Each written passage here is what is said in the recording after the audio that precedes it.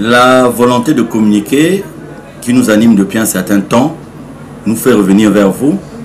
Nous sommes ici à notre siège interdépartemental du Mont Ararat à PACA 120 et nous avons une fois de plus à l'orée de la grande fête que nous allons célébrer à partir de demain, la fête de 7e fête de sabbat qui va nous réunir ici le vendredi, le samedi et le dimanche de 8h30 à 17h. Donc à l'orée de cette fête, nous avons pensé entretenir une fois de plus les frères et sœurs parce que vous savez, nous sommes une association et nous nous réunissons sur la base du caractère d'associés que nous avons.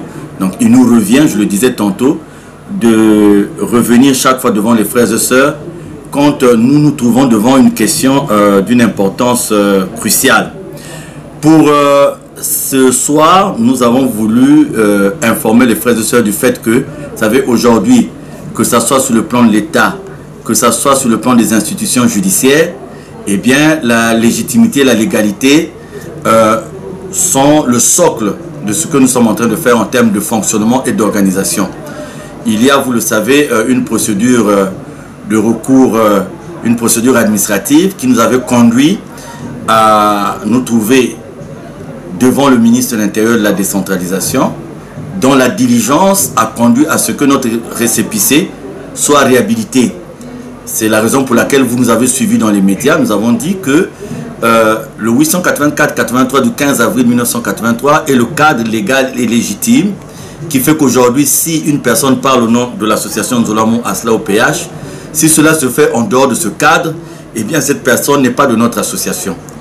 Il y a des procédures judiciaires, il y en a une qui en appelle, mais d'un point de vue d'application, sur ce plan-là aussi, vous savez que nous sommes dans toute la légalité, dans toute la légitimité.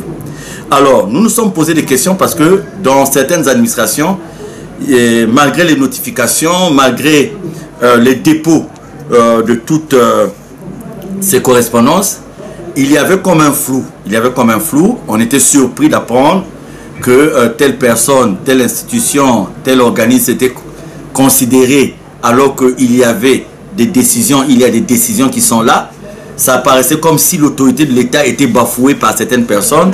Ça apparaissait aussi comme si l'autorité de la justice était elle aussi bafouée par des frères et des sœurs. Donc cela nous a conduit à mener comme une enquête. Cela nous a conduit à aller de gauche à droite. Et voyez-vous, ce que nous avons découvert est très grave.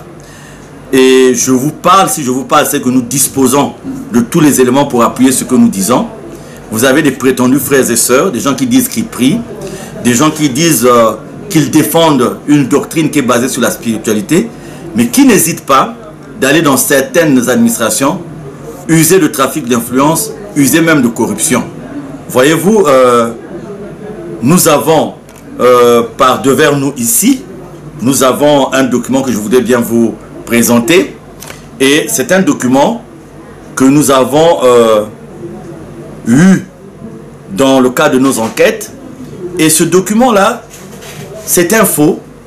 Et il y a un agent d'une administration qui s'est permis de faire ce faux après avoir eu 30 000. Donc on lui donne 30 000 francs et il fait ce faux. Et ce faux était susceptible d'apporter, comme qui dirait, un dysfonctionnement au niveau de notre association. Et nous avons aussi remarqué beaucoup d'autres cas de corruption, beaucoup d'autres cas de trafic d'influence. Et à partir de ce moment, nous nous sommes dit, écoutez, nous sommes une association respectable. Nous avons des mamans, nous avons des papas qui viennent pour prier. Nous avons des enfants qui viennent pour prier.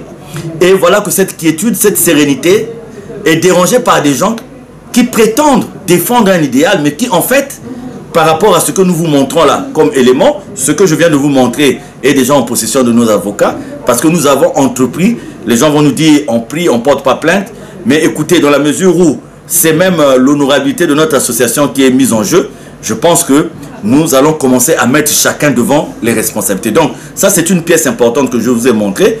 Nous avons encore d'autres témoignages qui nous conduisent à d'autres preuves où il est démontré qu'il y a un jeu de corruption, il y a un jeu de trafic d'influence. Vous savez, aujourd'hui, le ministre de l'Intérieur prend une décision et il y a des agents dans certaines administrations qui bafouent cette décision simplement parce qu'ils ont reçu de l'argent. Aujourd'hui, la justice prend des décisions et il y a des gens dans certaines administrations qui bafouent ces décisions simplement parce qu'ils ont reçu de l'argent. Bon, c'est une situation qui dure depuis 2 ans. Mais écoutez, nous avons besoin de la stabilité, de la sérénité. Donc ce soir, nous avons dit aux frères et sœurs que désormais, nous mettrons chacun devant les responsabilités. Par exemple, cet agent, puisque nous avons réuni les preuves, eh bien, nous allons nous présenter devant le procureur, parce que le président de la République, garant des institutions, le numéro 1 de la République, dans son discours de fin d'année, a décrié les antivaleurs, a demandé à ce que nous revenions à des valeurs qui vont faire honneur à notre République.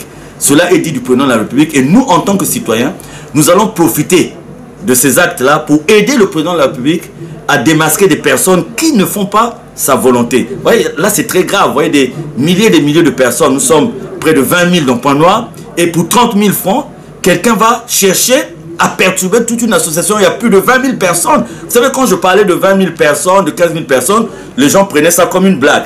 Mais je pense que quand les frères et sœurs ont décidé de se présenter quelque part le jeudi, les uns et les autres, vous avez vu que il y avait ce que nous disions en termes de mobilisation n'était pas était fondé, n'était pas une fausse affirmation. Donc c'est ce que nous avons tenu à dire aux frères et sœurs, et c'est l'occasion de dire aussi que nous sommes fatigués. Et c'est le temps pour nous de prendre maintenant les dispositions. C'est-à-dire que chaque fois que nous allons nous retrouver en face d'une situation de ce genre, nous n'allons pas hésiter à toucher les institutions judiciaires. Vous voyez, tout à l'heure, vous voyez, à Fungu, la jeunesse, notre jeunesse, a construit une case de passage. C'est construit par les jeunes. Ils ont fait une organisation à eux. C'est vrai qu'il y a eu peut-être des papas, des mamans qui ont donné une contribution. Et c'est une case de passage où nous avons mis des locataires. Ces locataires ont signé des contrats de bail avec nous. Et juridiquement, légalement, nous sommes les responsables de cette association au niveau de Point Noir et du Kouilou. Mais vous voyez que ces pauvres locataires, on va les prendre des auxiliaires de justice pour venir les déloger, alors que juridiquement et légalement, ces gens-là ne sont pas... Bon, moi je me dis même, ceux qui acceptent d'accompagner des personnes pareilles, sachant bien qui sont dans l'illégalité, il y a problème. Donc je dis que le président de la République a raison de décrier ce genre des antivaleurs. Mais nous allons aider le chef de l'État à démasquer ce genre de personnes. Vous voyez, ce genre de contrat de bail avec nous, si vous allez à la justice, nous sommes en droit de gérer cette case de passage. Sur un plan légitime, nous sommes en droit de gérer cette case de passage. Et voilà qu'on va prendre un auxiliaire de justice, menacer une pauvre famille qui paye son loyer le plus régulièrement du monde. Parce qu'il y a 2 appartements, il y en a un qui ne paye plus depuis 1 an par cause de banditisme. Nous allons prendre les dispositions qui s'imposent. En fait, je vous donne ces détails pour vous dire que les gens qui prient et qui se mettent dans ce genre de pratique, c'est pas bien. Et pour dire aussi à l'opinion nationale, pour dire aussi au public qu'il faut nous aider, parce que en indexant l'association, ce n'est pas notre association qui est mauvaise. Vous voyez les milliers et des milliers de frères et de sœurs qui sont là, ce n'est pas eux qui sont mauvais. Mais depuis que l'association veut être prise en otage par un petit groupe de personnes qui usent de trafic d'influence, qui usent de corruption et de certaines relations sociales, voilà, nous assistons à tout ce qui se passe. Mais nous avons, nous, décidé de mettre fin à ça.